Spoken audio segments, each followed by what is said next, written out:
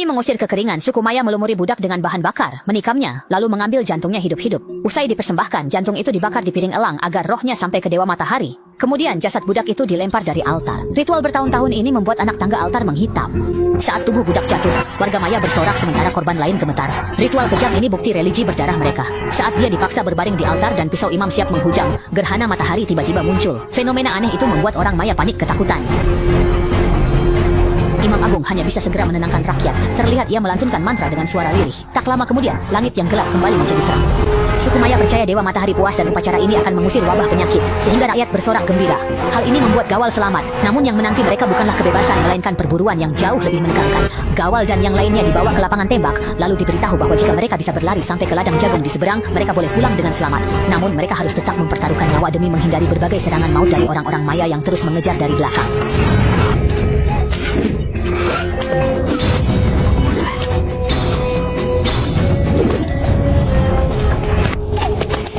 Melihat rekannya tumbang, pria itu lari ketakutan. Saat menoleh, temannya tewas ditusuk tombak di tengah sorak pemburu. Inilah ritual berdarah akhir peradaban Maya. Tak ada tawanan bercat biru yang lolos dari zona maut itu. Namun, seorang pria tampak berbeda. Saat gilirannya, ia lari zigzag dengan gigi, membuat para pemburu makin bersemangat.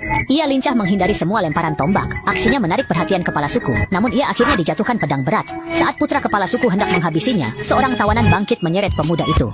Pria itu pun mematahkan anak panah dan menusuk lawannya. Melihat putranya jatuh, kepala suku berlari panik, sementara pria itu kabur ke ladang jagung. Dengan amarah, kepala suku memimpin pengejaran. Namun pria terluka itu harus bertahan hidup demi istri hamil dan anaknya yang ia sembunyikan saat sukunya diserang semalam. Jika gagal kembali segera, keluarganya terancam maut. Ia berusaha kabur saat pemburu yang dendam terus menekannya. Di tengah rasa sakit, ia memanjat pohon besar. Meski terluka parah, ia tetap diam menahan sakit saat pemburu mendekat. Sialnya, darah menetes ke tubuh pemburu di bawah, namun tak disadari. Tapi bahaya baru muncul. Ia harus beradu lari dengan macan tutul. Demi bertahan hidup, ia berlari secepat kilat, sementara para pemburu terus mengejar jejaknya. Terjepit, pria itu waspada saat macan tutul dan pemburu mendekat. Para pemburu tak sadar ada macan di belakang hingga salah satu dari mereka tewas dimangsa. Setelah membunuh macan itu, mereka merasa ini pertanda buruk. Teringat peringatan gadis kecil aneh saat mereka mengawal tawanan kemarin. Namun tak seorang pun memperdulikannya. Tapi barusan, pria itu berlari secepat macan tutul. Kecepatan itu menegangkan pemburu. Namun pemimpin mereka menukas bahwa pria itu lari karena takut. Perburuan berlanjut. Pria itu menggigit kulit pohon, mengunyah, dan menempelkannya pada luka. Saat itu, pemburu dari atas pohon melihat bekas obat di tubuhnya. Namun segera, seekor ular berbisa tiba-tiba muncul dan menggigit seorang pemburu. Rekan-rekannya tahu bahwa dia sudah tidak bisa diselamatkan, sehingga mereka dengan dingin meninggalkannya di sana. Perburuan pun berlanjut hingga akhirnya mereka menemukan jejak pria itu. Namun semua serangan panah dan batu berhasil dihindari dengan gesit. Tiba di ujung jalan, pria itu menghadapi air terjun setinggi 100 meter yang menjulang di hadapannya. Tanpa ragu, dia langsung melompat ke dalam air terjun yang sangat dalam itu. Kepala pemburu mengira ramalan bawahannya hanya omong kosong. Namun tiba-tiba pria itu muncul kembali ke permukaan air. Semuanya belum berakhir. Dia berdiri dan berteriak keras ke arah para pemburu. Kepala pemburu tidak tahan diprovokasi. Lalu anak buahnya usul memutar lewat sisi air terjun. Tapi ia malah ditusuk belati. Kepala pemburu pun menyuruh semua melompat. Yang beruntung selamat, yang tidak akan mati.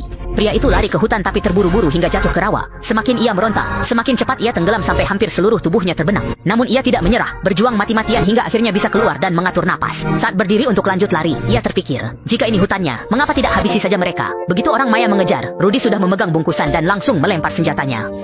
Sementara lebah-lebah memperlambat laju pasukan Maya, Rudy, yang telah menyelinap ke dalam hutan, mematahkan duri-duri dari pohon, dan kemudian menggunakannya untuk berulang kali menusuk punggung katak-katak beracun. Setelah semuanya siap, dia bersembunyi di balik bayangan, mengamati pasukan Maya yang telah lolos dari cengkeraman lebah, dan kemudian memberikan pukulan fatal kepada salah satu dari mereka yang tertinggal.